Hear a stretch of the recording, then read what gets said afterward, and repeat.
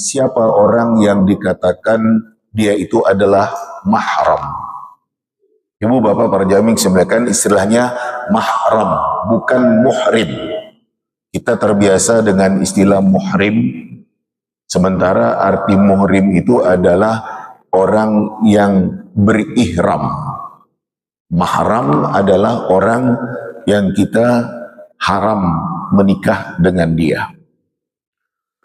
Terkait dengan masalah mahram itu, ibu dan bapak para jamaah yang saya muliakan, gambaran garis besarnya ada tercantum di dalam surat An-Nisa pada ayat yang ke-23. Potongan ayat Allah Subhanahu wa taala di dalam ayat tersebut, A'udzubillahi minasyaitonir rajim.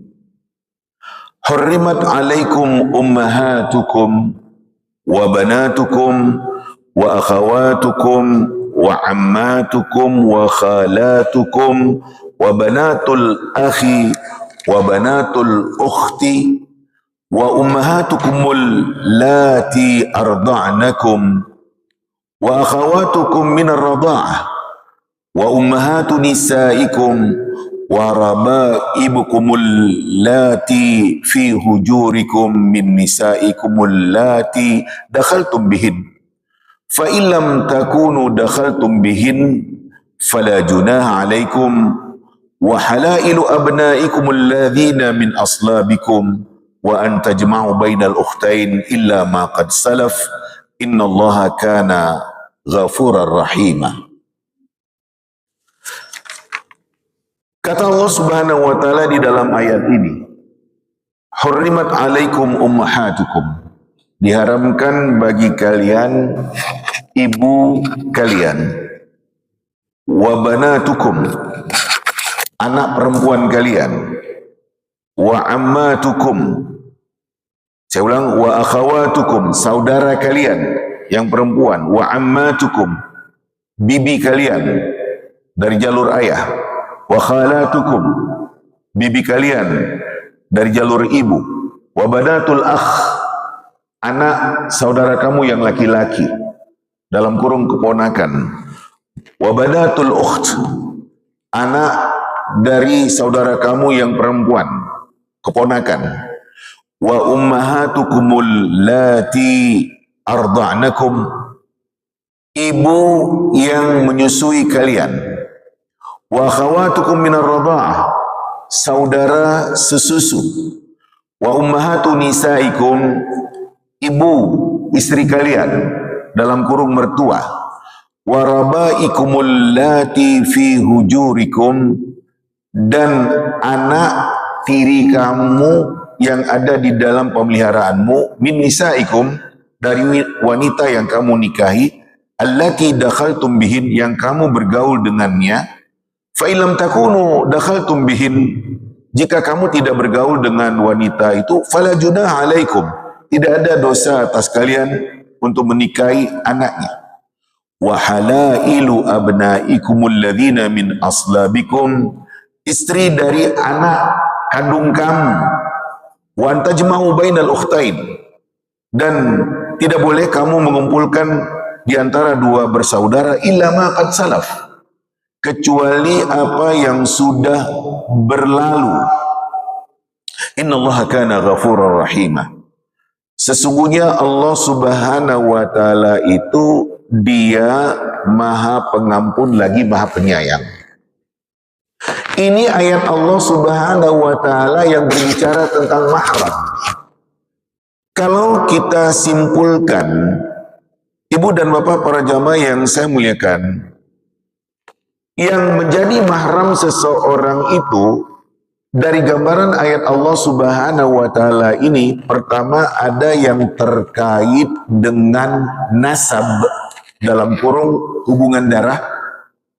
Yang kedua terkait dengan hubungan sesusuan.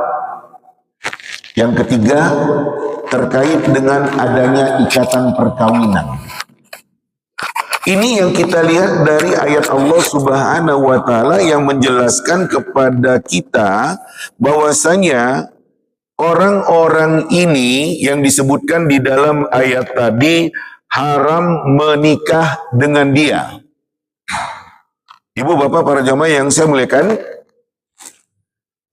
yang haram menikah dengan dia dalam kurung karena dia itu adalah mahram kamu. Pertama adalah ibu kamu sendiri, ke atas. Ibu dari ibu, dalam kurung nenek. Kemudian, ya, ke bawah, anak kamu yang perempuan. Para jamaah saya muliakan, terus cucu termasuk. Ya, saudara kamu. Apakah saudara itu sekandung, saya seibu, atau saudara itu ya hanya seayah saja, atau seibu saja? Itu mahram. Demikian juga bibi, saudara bapak kamu, bude atau bule, itu namanya ammah. Ya, kemudian ya bibi kamu dari jalur ibu, saudara dari ibu. Ya, apakah adik ibu atau kakak dari ibu? Kemudian banatul akh, anak saudara saya yang laki-laki. Saudara saya laki-laki punya anak perempuan, dalam kurung keponakan. Demikian juga berikut adalah banatul ukht, anak dari saudara saya yang perempuan. Saudara saya perempuan punya anak ponakan. Ini 7 yang dikatakan sebagai mahram dalam ikatan nasab, hubungan darah. Jadi para jamaah yang saya muliakan, seperti itu yang sudah ditetapkan oleh Allah Subhanahu wa taala terkait dengan mahram yang hubungannya adalah nasab, hubungan darah. Siapa dia? Ibu saya. Siapa dia? Bibi saya. Siapa dia? Adik saya, kakak saya, keponakan saya. Para jamaah yang saya muliakan, orang-orang ini yang dikatakan sebagai mahram bagi seorang laki-laki. Ibu bapak para jamaah yang saya muliakan, ini ya hubungan karena ada hubungan darah. Yang kedua, hubungan karena sesusuan. Ya, saudara sesusuan. Waktu bayi sampai batas minimal umur 2 tahun dia menyusu dengan seorang ibu, padahal ibu itu ibu orang yang bukan ibunya, orang lain. Ibu yang dia menyusu ke sana. Nah, saudara sesusuan, ibu dan bapak para jamaah yang saya muliakan, adalah mahram. Adalah mahram. Persis seperti ya bermahramnya dengan yang terikat dengan nasab. Kalau saya contohkan, umpamanya seorang bayi laki-laki nyusu kepada seorang ibu, itu bukan ibunya, maka ibu itu adalah menjadi mahram bagi si bayi ini. Demikian juga anak ibu itu. Kalau bayi ini bayi laki-laki, maka seluruh anak perempuan ibu itu adalah saudaranya, mahramnya. Ya, demikian juga kakak dari ibu susu itu, bude bagi bayi ini. Sebaliknya juga demikian. Kalau yang menyusu itu bayi perempuan, nyusu kepada seorang ibu, orang lain bukan ibunya, seluruh anak laki-laki dari ibu susunya itu adalah mahram bagi dia. Para jamaah yang saya muliakan, kalau di tanah air kita ini terkait dengan masalah sesusuan, itu boleh dikatakan jarang terjadi. Tapi di tengah masyarakat Arab, itu selalu terjadi di mana seorang bayi disusukan kepada seorang ibu, yang ibu itu memang ibu yang spesial menyusui bayi-bayi dan dia mendapatkan upah dari dia yang menyusui bayi itu. Para jamaah yang saya muliakan, Nabi SAW waktu bayi menyusu kepada seorang ibu, Suwaibah al-Aslamiyah satu, dan kemudian Halimah as-Sa'diyah. Itu Nabi SAW, dan Nabi SAW punya ibu susu dan punya saudara-saudara yang sesusu dengan Nabi SAW. Ibu bapak para jamaah yang saya muliakan, terkait dengan masalah sesusuan ini memang ada beda pendapat di antara para ulama. Seberapa lama si bayi ini menyusu dengan seorang ibu itu? Ada beda pendapat. Ada yang mengatakan pokoknya dia nyusu dengan ibu itu. Ada yang mengatakan 5 kali susuan. Ada yang mengatakan 10 kali susuan. Para jamaah yang saya muliakan, beda pendapat. Yang jelas itu ibu susunya mahram bagi si bayi. Kalau bayi itu bayi laki-laki dan seluruh anak perempuan dari ibu susu itu adalah saudaranya sesusuan. Sebaliknya kalau yang nyusu itu adalah bayi perempuan, seluruh anak laki-laki dari ibu susu itu adalah mahram bagi bayi perempuan ini. Nah, ibu bapak para jamaah yang saya muliakan, saya contohkan kasus yang mungkin terjadi di dalam kehidupan kita. Adalah 2 ibu yang bertetangga. Masing-masing punya bayi. Satu ibu tidak bekerja, dalam kurung tidak keluar rumah, murni ibu rumah tangga. Yang satu lagi ibu yang dia bekerja keluar rumah.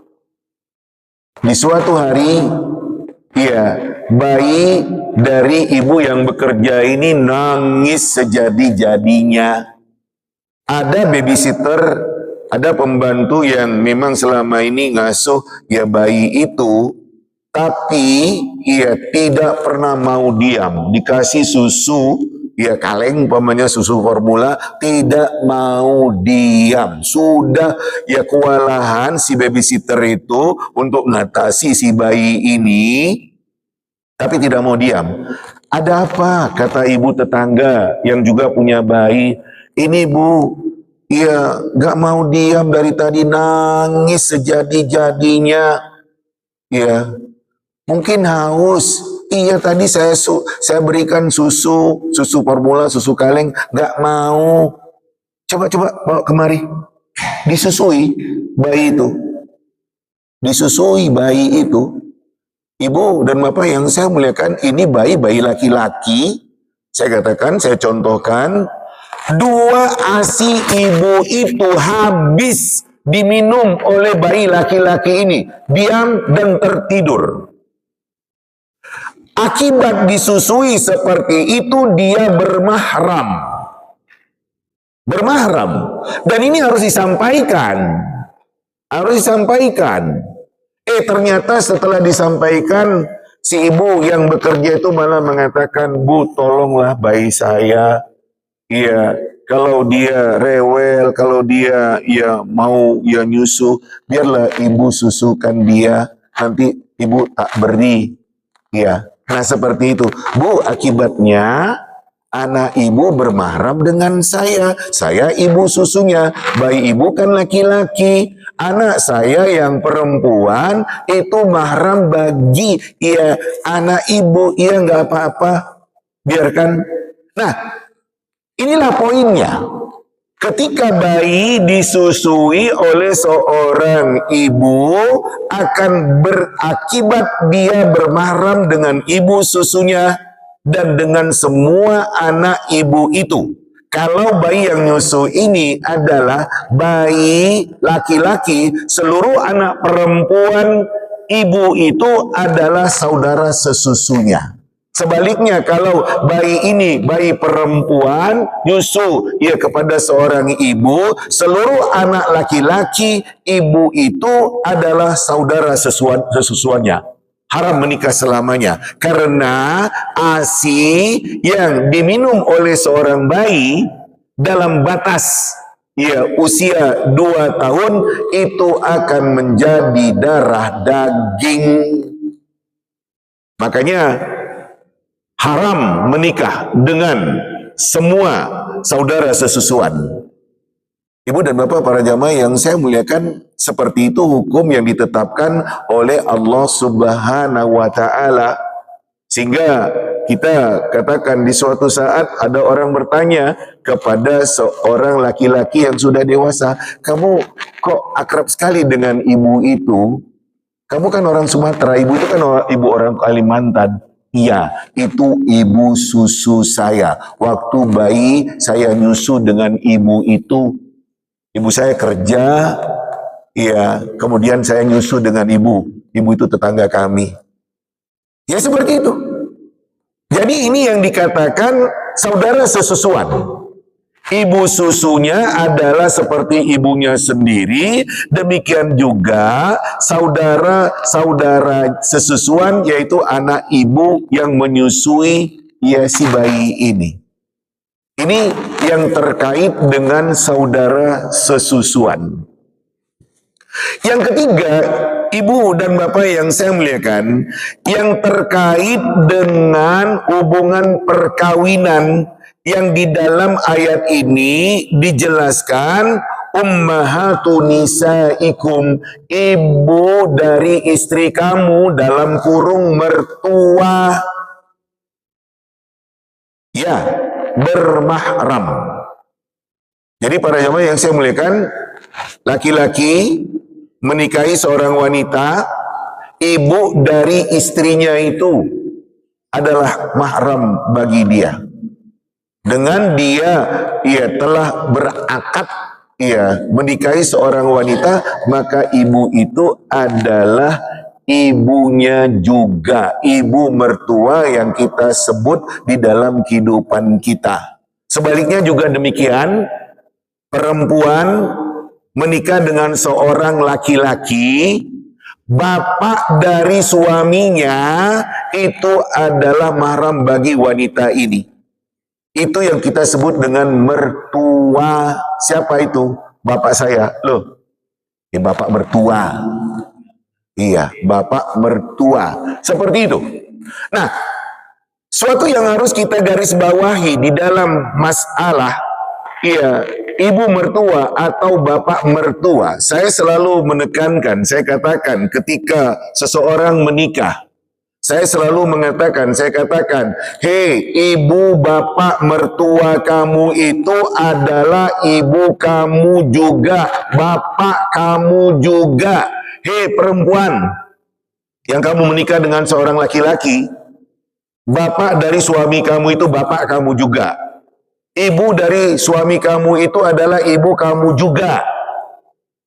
Demikian juga sebaliknya, hei laki-laki, kamu menikah dengan perempuan ini, ibu dari istri kamu itu adalah ibu kamu juga.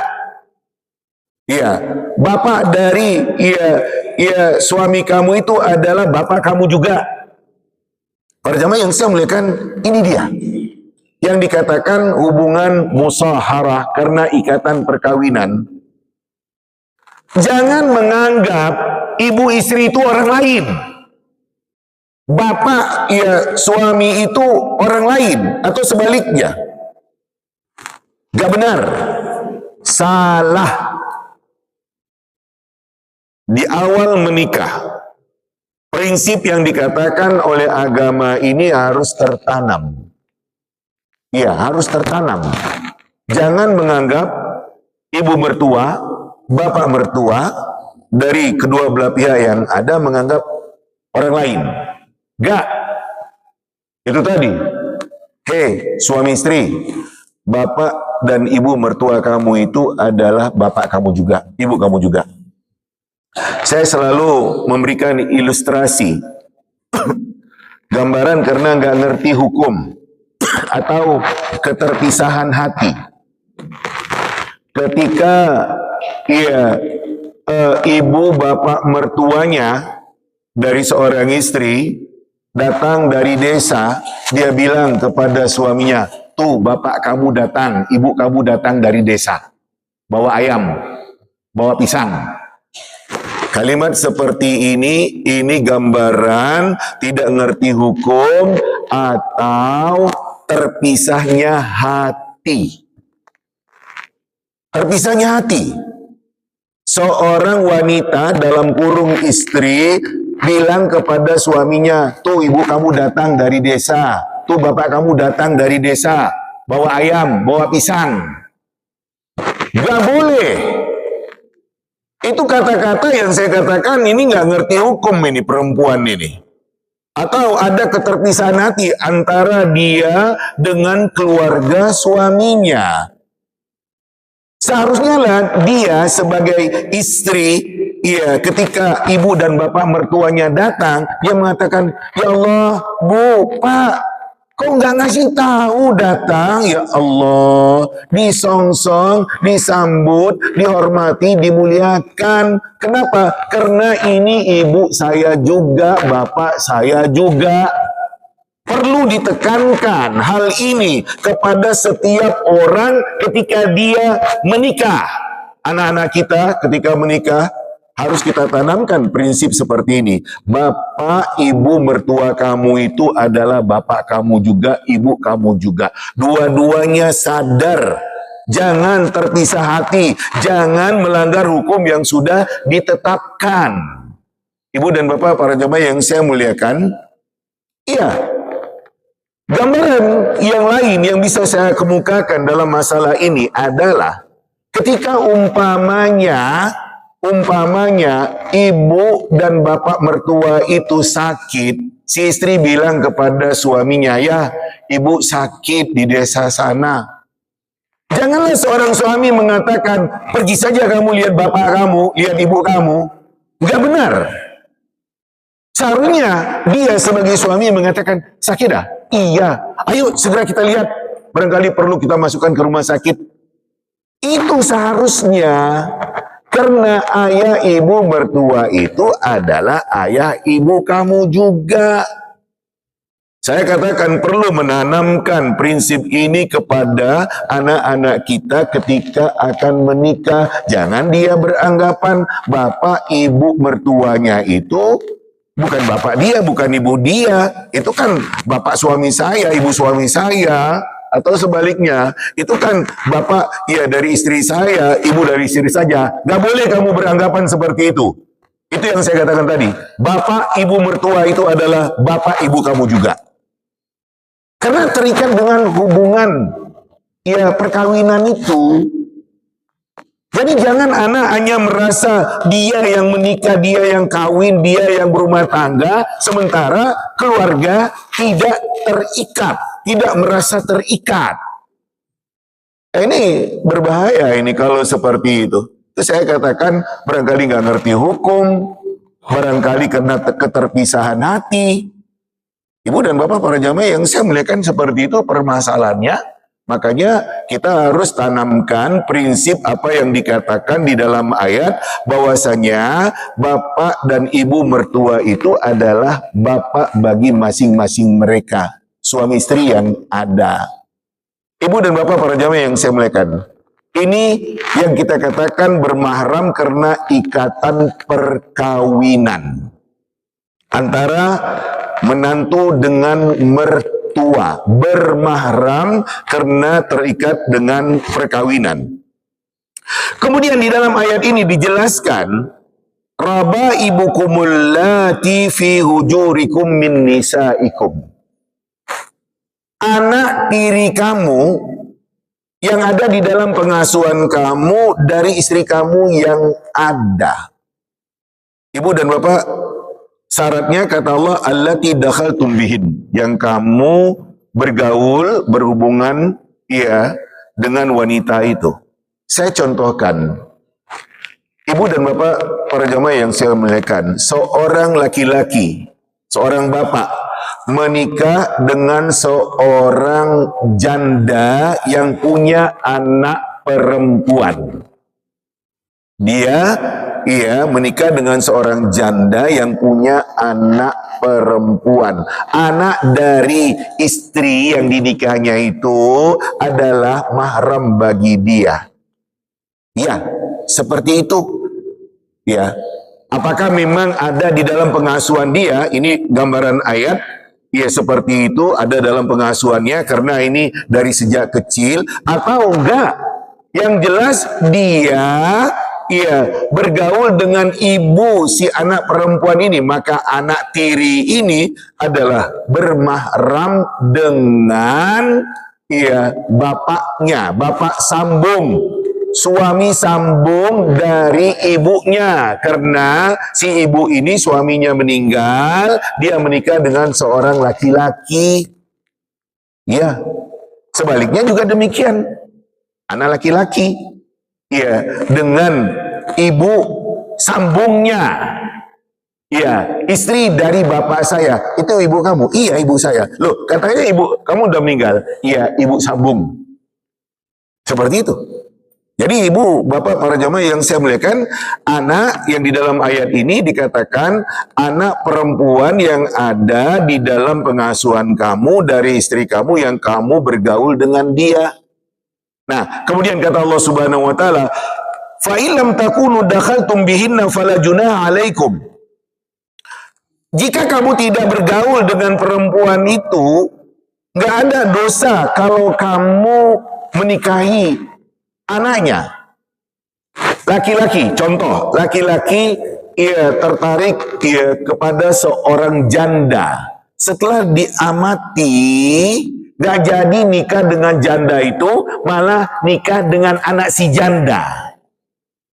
Ya seperti itu. Jadi, kalau demikian, nggak apa-apa kamu menikahi anak ibu itu, ibu yang janda itu, nggak jadi dengan ibunya, dia nikah dengan anak dari ibu tuh. Tapi kalau dia bergaul dengan si ibu dalam kurung janda tersebut, anak yang dibawa oleh seorang ibu itu adalah mahram bagi seorang laki-laki. Ya, seperti itu yang ditegaskan di dalam ayat Allah Subhanahu wa taala ini. Kemudian berikut, halailu abnaikumul ladzina min aslabikum, istri dari anak kamu yang laki-laki, anak kandung kamu, dalam kurung menantu. Siapa itu? Menantu saya. Anak saya laki-laki punya istri. Istri anak saya, anak kandung saya itu menantu saya, mahram bagi saya yang saya mertuanya. Ini yang disebut ikatan perkawinan yang menjadikan seseorang itu bermahram. Bermahram. Nah, ibu dan bapak para jamaah yang saya muliakan, inilah 3 bagian dari apa yang dikatakan sebagai bermahram. Pertama, karena terikat dengan nasab, garis keturunan dalam kurung hubungan darah. Yang kedua, karena sesusuan dulu waktu bayi. Yang ketiga, karena ikatan perkawinan. Dalam contoh yang kita kemukakan adalah antara mertua dengan menantu dan sebaliknya. Ini ketentuan yang sudah ditetapkan oleh Allah Subhanahu wa taala. Kemudian di dalam ayat Allah Subhanahu wa taala ini, Allah katakan, gak boleh wa anta jema'u bainal ukhtain, kamu mengumpulkan di antara 2 bersaudara, adik kakak dinikahinya sekaligus. Kakaknya dinikahi, adiknya dinikahi sekaligus. Dia beristrikan 2 orang yang bersaudara. Tidak boleh, dilarang oleh agama. Ibu dan bapak para jamaah yang saya muliakan, pada masa Rasul SAW dahulu, ketika ada seseorang yang dia itu ternyata punya istri 2 orang yang bersaudara, kata Nabi, kamu pilih di antara istri kamu itu yang satu ceraikan. Tidak boleh. Ini para jamaah yang saya muliakan, seperti itu. Kalau umpamanya sang kakak meninggal dunia digantikan oleh adiknya, boleh. Seperti yang terjadi pada Utsman bin Affan dengan putri Nabi. Utsman bin Affan radhiyallahu anhu beristrikan putri Nabi, Ruqayyah. Ruqayyah sakit meninggal. Kemudian Utsman menikahi adik Ruqayyah yaitu Ummu Kulsum, putri Rasul juga. Kalau meninggal boleh digantikan. Rasul SAW melihat Utsman bin Affan itu seorang laki-laki yang baik. Ketika itu tentu ditawarkan ketika yang namanya Ruqayyah sang kakak meninggal dunia, tentu Rasul menawarkan kepada Utsman, bagaimana kalau kamu menikah dengan adiknya Ruqayyah, Ummu Kulsum? Baik ya Rasulullah, dinikahi sesudah meninggal. Ya boleh, karena ini laki-laki baik, daripada lepas keluar lebih bagus. Ya ini ada adiknya yang perempuan, saya nikahkan dengan dia anak saya yang perempuan, adik dari Ruqayyah yang bernama Ummu Kulsum itu. Ya seperti itu. Ibu dan bapak para jamaah silakan, ini yang terjadi dahulu. Sehingga Nabi SAW sampai mengatakan, kalau sekiranya saya masih punya putri meninggal, yang namanya Ummu Kulsum meninggal, saya akan nikahkan dengan Utsman karena baiknya Utsman bin Affan radhiyallahu anhu itu. Tapi kan Nabi nggak punya putri yang lain. Ibu dan bapak para jamaah yang saya muliakan, Nabi punya 4 orang putri, semuanya hidup dewasa berumah tangga. Sementara anak Nabi yang laki-laki semuanya meninggal kecil. Ada hikmah Allah Subhanahu wa Ta'ala menjadikan anak Nabi yang laki-laki meninggal kecil, sehingga Nabi dituding oleh orang-orang musyrik Makkah yang ada, orang Quraisy mengatakan Muhammad rajulun abtar, Muhammad laki-laki yang terputus keturunannya. Karena bagi orang Arab, kalau punya anak laki-laki demikian membanggakan karena akan melanjutkan keturunan. Ibu bapak para jamaah yang saya muliakan, Allah Subhanahu wa Ta'ala menghibur hati Nabi SAW, mengatakan Muhammad bukan rajulun abtar. Turunnya ayat Al-Kautsar, surat Al-Kautsar, inna a'tainakal kautsar fasalli li rabbika wanhar inna syani'aka huwal abtar.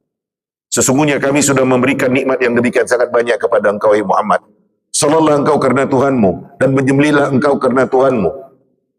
Sesungguhnya orang yang membenci kamu itu adalah orang yang terputus. Karena nama Nabi akan selalu disebutkan dalam setiap waktu. Ibu bapak para jamaah yang saya muliakan, perhatikan kita dengan kalimat azan, asyhadu an la ilaha illallah dan asyhadu anna muhammadar rasulullah. Demikian juga ketika kita dengan tahiyat, kita akan selalu menyebutkan asyhadu an la ilaha illallah dan asyhadu anna muhammadar rasulullah. Nama Nabi akan selalu disebutkan bersama dengan nama Allah Subhanahu wa Ta'ala dalam putaran waktu yang ada. Contoh, kita di Malang baru sholat subuh tadi, kita dengan azan asyhadu an la ilaha illallah asyhadu anna muhammadar rasulullah, kita dengan tahiyat juga mengucapkan seperti itu. Ibu dan bapak, orang yang di sebelah barat kita belum subuh, kan gitu. Di Sumatera sana belum subuh mereka, jam kita udah subuh. Sampai di Mekah sana jarak waktu kita, beda waktu kita dengan orang yang ada di Mekah 4 jam. Ketika kita sholat subuh katakanlah jam 5, orang yang ada di Mekah sana mereka masih tidur lelap. 5 kurang 4 jam 1. Jam 1. Nanti ketika kita sudah agak siangan, lewat dari waktu 2, baru mereka sholat subuh. Jadi nama Nabi SAW akan selalu disebutkan ketika kita dengan kalimat azan, demikian juga ketika dengan tahiyat. Allah hibur Nabi mengatakan, inna syani'aka huwal abtar. Yang membenci kamu itu adalah orang yang terputus. Kamu enggak, karena nama kamu ya Muhammad akan selalu disebut bersama dengan Allah, nama Allah Subhanahu wa taala. Nah, ibu dan bapak, anak laki-laki Nabi semuanya meninggal kecil. Coba bayangkan, kalau sekiranya ada anak Nabi yang laki-laki berketurunan, betul-betul anak laki-laki Nabi berketurunan, hidup sampai sekarang, tentu akan dikultuskan, akan didewakan, barangkali akan dituhankan, disembah. Ini anak Nabi asli, keturunan Nabi asli. Yang mengaku keturunan Nabi sekarang ini bukan keturunan Nabi Alawiyin, keturunan Ali bin Abi Thalib.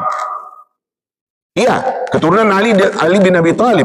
Karena ya, putri Nabi Fatimah bersuamikan Ali bin Abi Thalib. Ali punya anak Hasan dan Husain ya dari Fatimah. Nah, inilah yang berkelanjutan. Zuriyatun Nabi ada. Bukan nggak ada.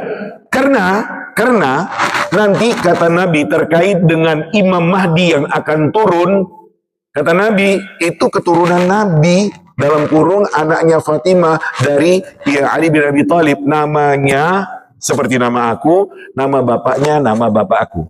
Imam Mahdi yang akan turun nanti namanya Muhammad bin Abdullah. Nah, ibu dan bapak para jamaah yang saya muliakan, putri Nabi yang 4 itu nikah semua. Iya. Yang pertama Zainab bersuamikan Abil As bin Rabi'. Yang kedua putri Nabi yang bernama ya saya katakan yang pertama Zainab bersuamikan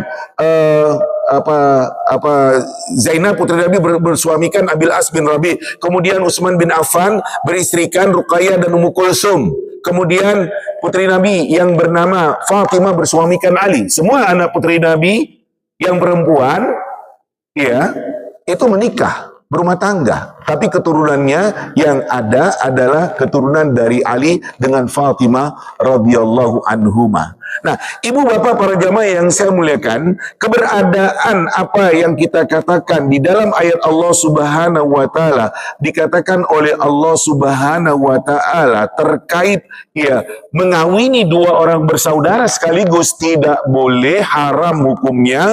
Dan kalau itu terjadi pada masa Rasul, Nabi katakan, kamu pilih yang satu lagi diceraikan. Itu kata Nabi SAW. Ya, kemudian Allah Subhanahu wa taala mengatakan illa ma qad salaf, kecuali apa yang sudah berlalu.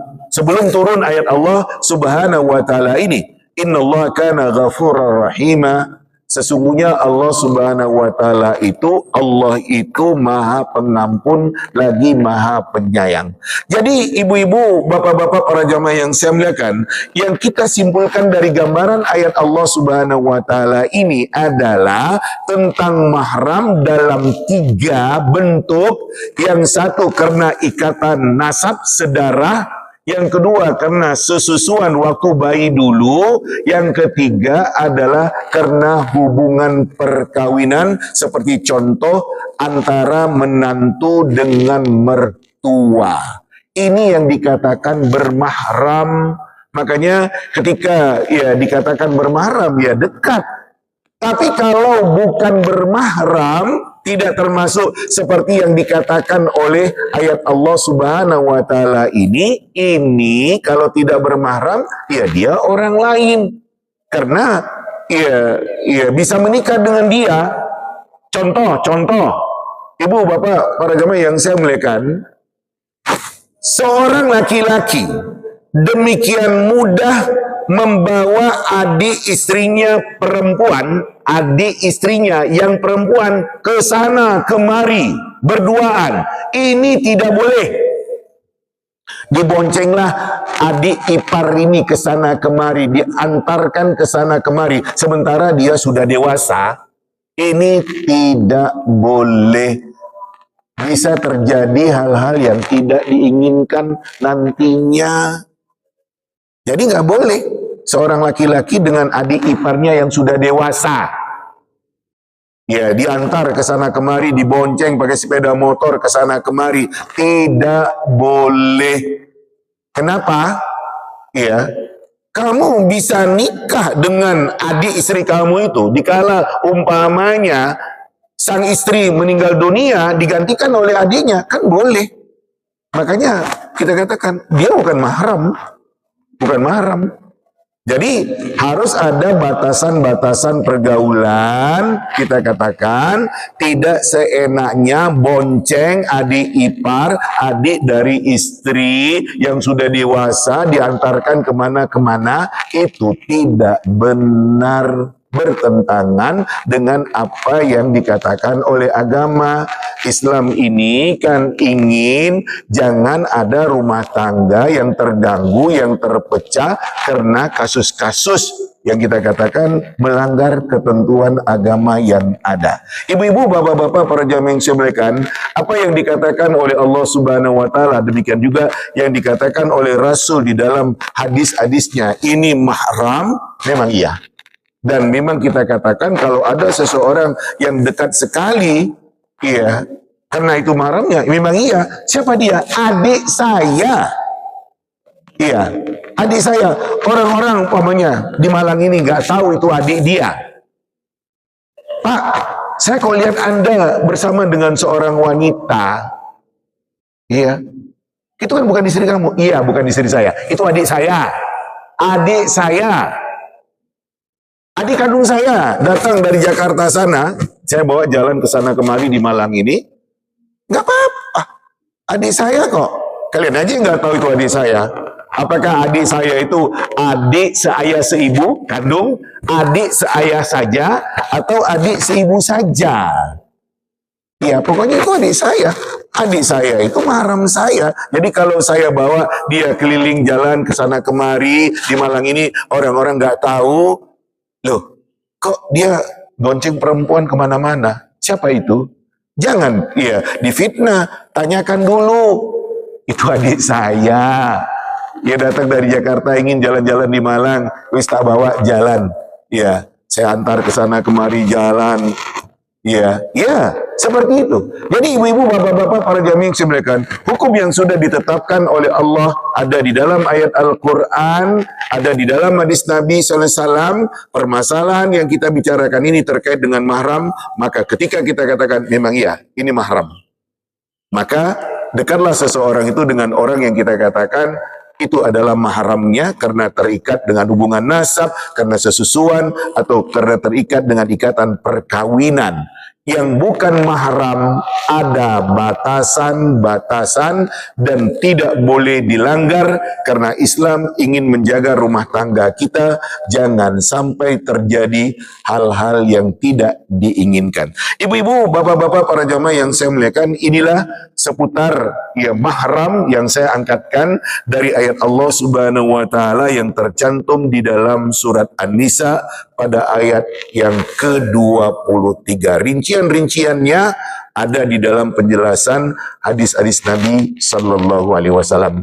Demikian yang bisa saya sampaikan. Berikut, kalau ada yang menjadi pertanyaan seputar apa yang kita kaji ini atau masalah keluarga yang lain yang menjadi pertanyaan bagi ibu dan bapak, monggo untuk disampaikan untuk kita bicarakan lebih lanjut. Dipersilakan. Monggo, Pak.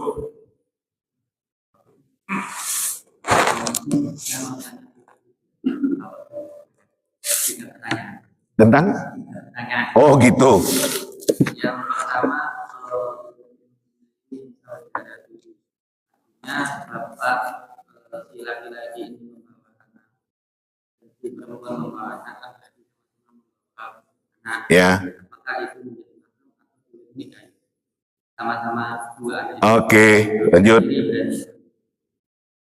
Itu yang pertanyaan pertama. Oke. Kedua, definisi saudara tiri itu, karena saya mengalami sendiri, ibu saya itu kawin nikah 3 kali.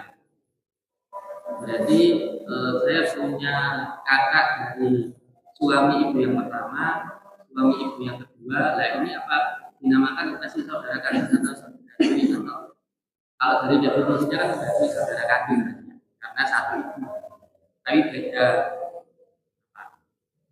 Nah, ini dinamakan apakah masih saudara diri atau saudara?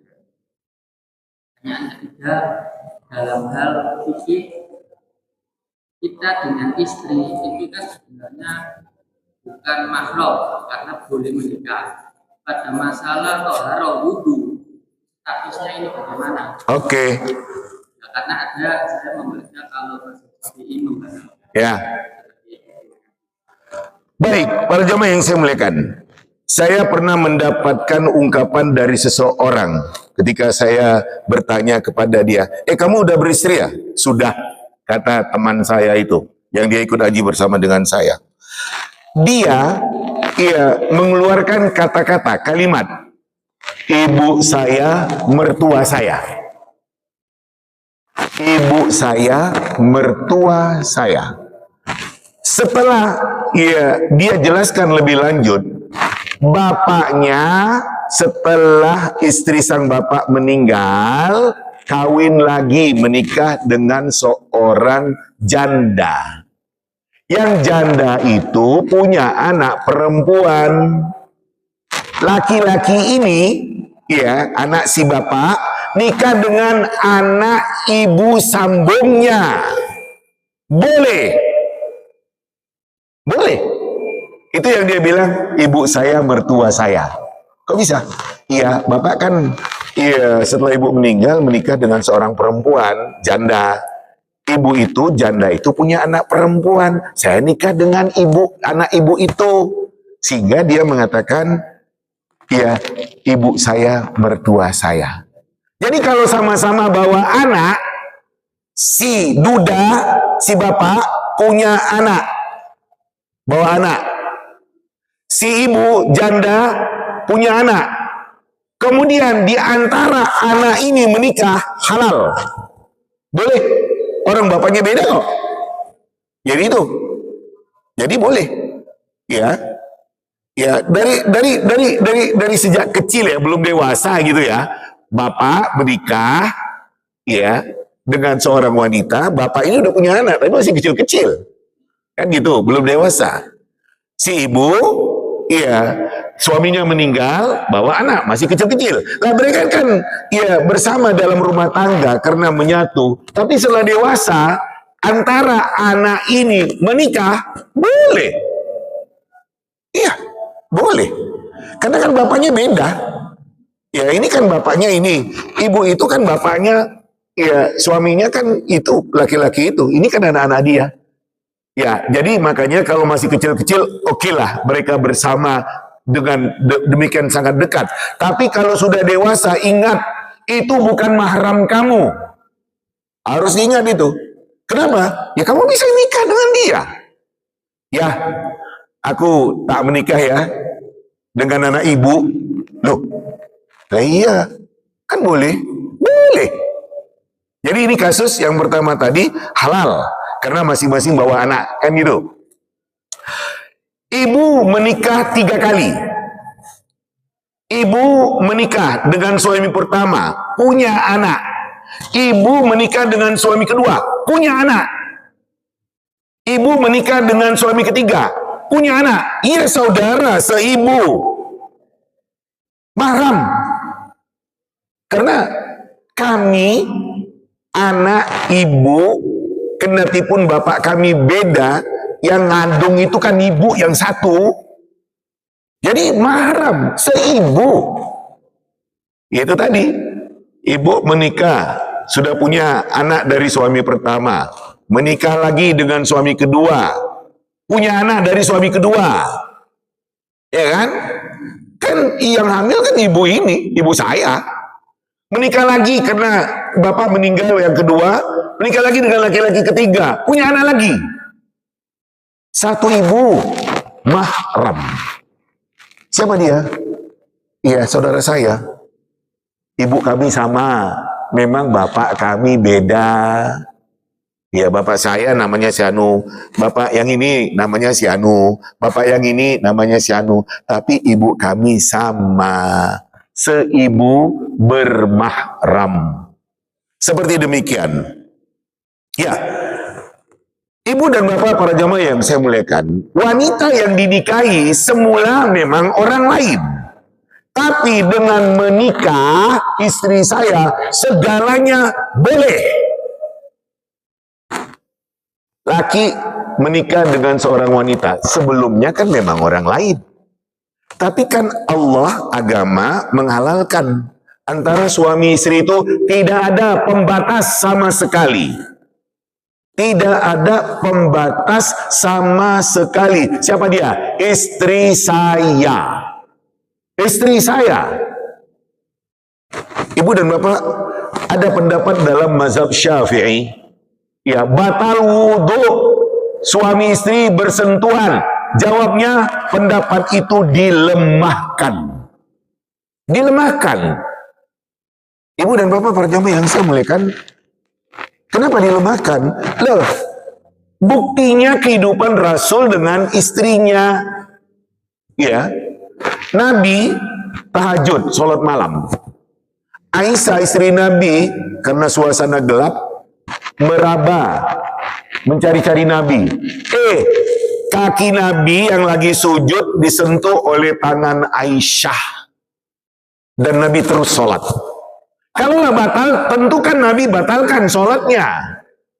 Kan gitu, satu kasus. Kasus yang lain, Aisyah itu orangnya manja dengan Rasul SAW.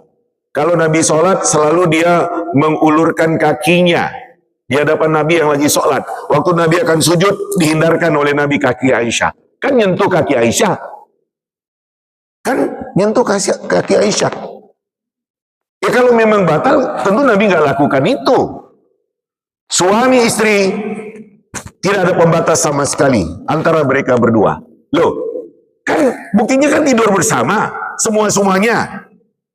Semua-semuanya. Ya kan seperti itu.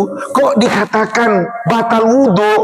Memang pendapat dari mazhab Syafi'i batal wudhu. Tapi pendapat dari jumhur ulama gak batal.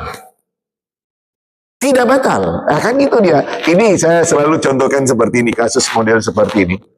Kalau umpamanya seseorang yang fanatik dengan mazhab Syafi'i, yang batal wudhu bersentuhan antara laki dan perempuan, kalau dia tawaf di Baitullah sana, sampai kapanpun tawaf kamu gak akan pernah selesai. Karena kalau bukan kamu yang nyentuh orang, kamu yang disentuh oleh orang. Nah kan gitu. Jadi sebenarnya gak batal. Tapi memang ada pendapat seperti itu. Mas, aku udah wudhu loh, mau sholat. Gak batal. Nah, suami bilang gak batal, istri bilang batal. Sini kamu. Tarikannya tangan istrinya. Nah kan? Nah kan? Jadi kalau kita mendudukkan masalah fikih, itu memang iya pendapat dari mazhab Syafi'i. Tapi pendapat dari mazhab Syafi'i itu dimentahkan atau dilemahkan oleh yang lain-lainnya. Seperti itu. Jadi kesimpulannya tidak batal suami istri dari rumah ke masjid gandengan tangan, ya nggak batal. Tapi kalau umpamanya dia fanatik ya dengan mazhab Syafi'i, ya dia akan beranggapan batal. Mas, aku udah wudhu loh. Nah, saya bilang pas antara suami istri itu beda pendapat. Suami bilang nggak batal, istri bilang batal. Nggak batal. Nah, katanya kepada istrinya, ayo kita kaji lebih lanjut. Nah, ternyata duduk masalahnya seperti itu. Memang iya, itu pendapat dalam mazhab Syafi'i, tapi pendapat dari mazhab Syafi'i itu dilemahkan oleh jumhur ulama. Demikian. Lanjut, pertanyaan lain, masalah lain. Ibu punya pertanyaan, masalah lain seputar apa yang kita kaji atau masalah keluarga, karena memang kita ini akan fokus untuk bicara tentang keluarga dengan segala seluk-beluknya terkait dengan masalah ya keluarga, dari sejak awal berkeluarga sampai di ujung-ujung berkeluarga. Saya katakan seperti demikian karena kita, kendatipun udah berusia lanjut, kakek dan nenek masih hidup, ya tetap ada hukum-hukum yang harus kita perhatikan, yang harus kita patuhi. Demikian. Itu. Adakah pertanyaan lain? Bu, punya pertanyaan, Bu? Adakah pertanyaan Ibu seputar apa? Monggo, saya dengar.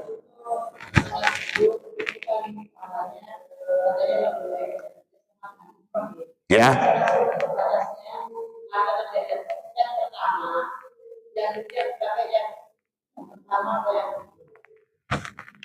Bu, hadis Nabi SAW mengatakan, barang siapa yang sholat subuh berjamaah, kemudian dia duduk berzikir kepada Allah Subhanahu wa Ta'ala sampai terbitnya matahari.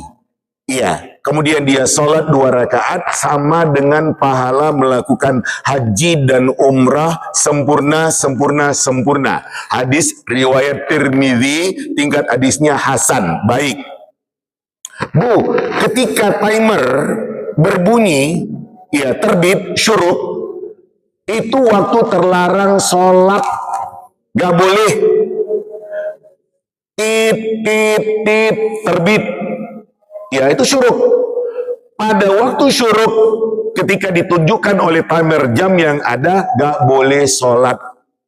Lewatkan dulu beberapa menit.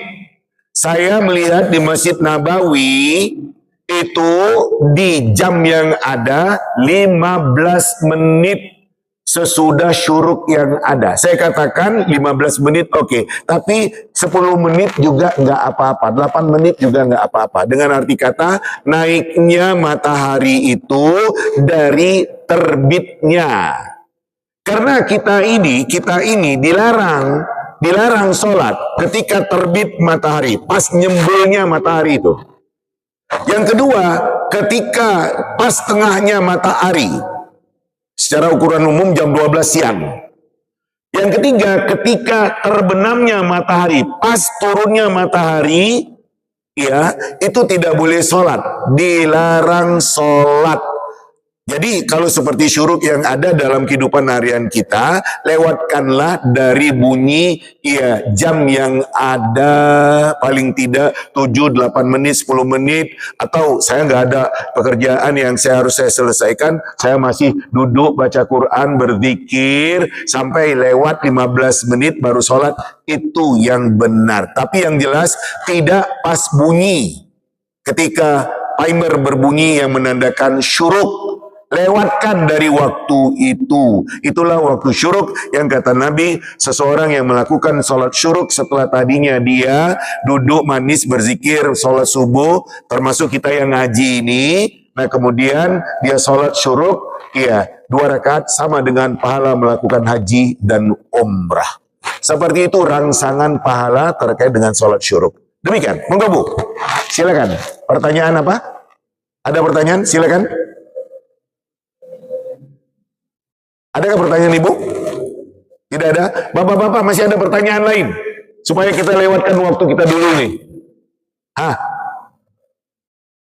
Mari pertanyaan lain. Masalah-masalah apa yang menjadi pertanyaan bagi Ibu dan Bapak? Masa nggak ada? Saya tuh kalau nggak ada yang bertanya, saya nggak berasa lego gitu. Karena ngaji itu, kalau ada tanya jawab, apa saja masalah-masalah yang kita katakan masalah agama, yang mungkin menjadi pertanyaan bagi Ibu dan Bapak, tanyakanlah untuk lebih mendapatkan penjelasan. Pokoknya masalah agama, kita kan masih ya dengan masalah fikih keluarga, ya saya katakan ya ada masalah-masalah agama lain, monggo kalau jadi pertanyaan. Adakah pertanyaan Pak? Masih saya tunggu beberapa menit. Kalau enggak nanti saya yang tanya sama Bapak. Saya tanya. Mau saya tanya? Untuk ngukur ilmu. Boleh? Oke. Ini uji coba nih. Pak, Bapak nggak mau tanya sama saya tanya Bapak. Tanya. Monggo. Adakah hubungannya dengan nasab tadi sama seorang berhijab, nanti siapa yang boleh lihat yang berhijab dan berhijab? Kita akan ini nasabnya mahram saya, jadi dia berhijab, dia boleh melihat, saya nggak berhijab itu. Para jamaah yang saya muliakan, tentang terkait dengan wanita yang boleh terbuka adalah wajah dan telapak tangan, termasuk punggung tangan. Itu yang boleh terbuka, pendapat jumhur ulama. Kendati pun ada pendapat yang lain yang mengatakan wajib cadar, tutup. Alasannya di wajah itu terdapat kecantikan. Ya, terdapat kecantikan. Kaki perempuan saja harus ditutup dalam kurung pakai kaus kaki, apalagi wajah. Dan itu tidak peduli apakah dia masih muda atau dia sudah tua. Jadi para jamaah yang saya muliakan, kita di dalam kehidupan kita, karena masyarakat kita masyarakat yang terbuka, kita ya tahu dengan seseorang perempuan itu tetangga saya. Saya tahu itu ya orang yang ada di sana karena kita kenal wajah dia. Tapi kalau umpamanya ada seorang yang bercadar, tentu saya nggak tahu siapa dia. Saya nggak tahu. Kalau dia nggak kasih tahu siapa dia, saya nggak akan pernah tahu karena saya nggak pernah lihat wajahnya kok. Waktu saya awal tahu dia merupakan tetangga saya, dia orangnya memang sudah bercadar. Tak pernah saya tahu wajah dia. Jadi para jamaah yang saya muliakan, bercadar ada beda pendapat ulama, ada yang mengatakan wajib, ada yang mengatakan sunnah. Monggo. Jadi kalau kita katakan secara umum boleh kita melihat wajah seorang wanita asalkan tidak menikmati wajah seorang perempuan itu. Tetangga saya tahu itu istri tetangga saya, istri teman saya. Boleh. Assalamualaikum, waalaikumsalam. Kemana bu? Pasar. Kan gitu. Boleh. Saya tahu orang itu istri teman saya kok, istri tetangga saya kok.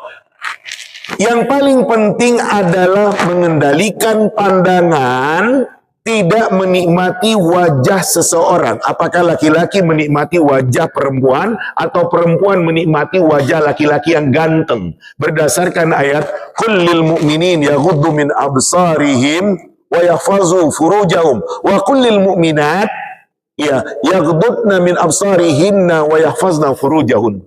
Katakan kepada laki-laki beriman, hendaknya lelaki beriman menahan pandangannya agar terjaga kehormatannya, kemaluannya. Dan katakan kepada wanita beriman agar perempuan itu menahan pandangannya dan agar terjaga kehormatannya. Kita disuruh tahan pandangan kamu. Hei laki-laki, jangan kamu nikmati wajah seorang perempuan itu. Tidak halal bagi kamu. Kamu berzina loh kalau kamu menikmati wajah seorang perempuan. Karena Nabi mengatakan, wazinahuman nazar. Zinanya mata adalah memandang. Karena yang kamu pandang itu bukan hak kamu. Itu istri orang. Ya demikian juga sebaliknya. Perempuan menikmati kegantengan laki-laki dengan bodinya yang demikian macho umpamanya. Tidak boleh. Pernah terjadi pada masa Nabi SAW. Adalah Fadl bin Abbas. Fadl bin Abbas, saudara dari Abdullah bin Abbas bersama dengan Nabi. Ketika itu lewat perempuan-perempuan cantik. Ya, Fadl ketika itu ngikuti perempuan itu dengan pandangannya sehingga kepalanya mutar. Nabi ngambil kepala Fadl, mutarkannya. Kemudian kata Nabi, la tattabi'in nazra an-nazra fa innalakal ula wa alikats tsaniyah. Kamu jangan ikuti pandangan yang pertama tadi dengan pandangan berikutnya. Untuk kamu boleh pandangan pertama kalau terlihat cantik perempuan itu, tapi jangan kamu ikuti dengan pandangan berikutnya. Kamu nikmati, kamu lihat, kamu ekori dengan mata kamu, tidak boleh. Ini perintah untuk kita, laki dan perempuan, tahan pandangan, tahan mata. Dan kalau hanya sebatas dalam kurung kita berbicara, lihat wajah orang, boleh-boleh saja tanpa saya menikmati wajah seseorang itu. Jadi seperti itu tentang pandangan mata. Kalau memang dia bercadar, kita hormatilah dia bercadar karena memang dia punya keyakinan harus bercadar. Tapi saya juga katakan, Bu, Mbak, Anda bercadar, kamu juga harus tahan pandangan kamu. Jangan kamu nikmati pemuda-pemuda yang ganteng itu. Kamu nggak bisa dilihat, tapi kamu kalau melihat orang, Masya Allah sekali seperti itu. Jangan, karena kita masing-masing disuruh untuk menahan pemandangan. Demikian dulu kajian kita pada pagi hari ini, sampai nanti kita lanjut dengan izin Allah. Assalamualaikum warahmatullahi wabarakatuh.